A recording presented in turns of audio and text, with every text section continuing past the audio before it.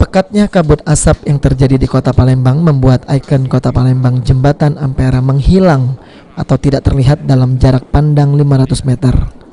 Walau waktu menunjukkan pukul 9 pagi, namun kabut asap membuat jarak pandang menjadi kian terbatas.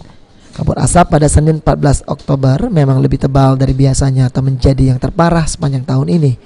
Bahkan kualitas udara terukur dari pihak BMKG statusnya sangat berbahaya. Para pengendara yang melintas pun terpaksa menghidupkan lampu kendaraannya lantaran jarak pandang terganggu karena asap mulai mengganggu penerangan jalan. Udara yang cukup buruk ini pun membuat masyarakat harus memakai masker ketika berada di jalan.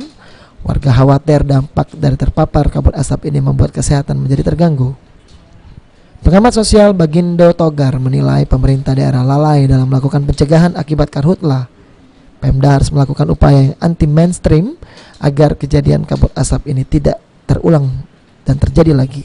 Ya, pendataan sampai pendataan di tingkat terendah, yaitu di desa. Jadi perangkat pemerintahan pusat sampai tingkat desa akan melakukan mendeteksi mana wilayah-wilayah yang menjadi rawan terhadap terjadinya kebakaran, termasuk mengawasi perusahaan-perusahaan atau korporasi yang disinyalir akan melakukan upaya pembakaran lahan untuk perluasan pengembangan perkebunannya. Kemudian yang di pusat-pusat yang banyak keramaian warga, masyarakat, dalam hal ini coba lakukan tindakan penyemprotan air secara intensitas yang lebih tinggi, volumenya diperbanyak, frekuensinya juga diperbanyak. Kalau tidak memadai angkutan air yang dimiliki oleh dinas pertamanan atau yang terkait, lakukan itu armada pemadam kebakaran dimobilisasi, dimanfaatkan untuk menyiram, memperbanyak volume air untuk di beragam pelosok perkotaan atau yang banyak jumlah penduduknya, warganya, sehingga uap air atau partikel air semakin tinggi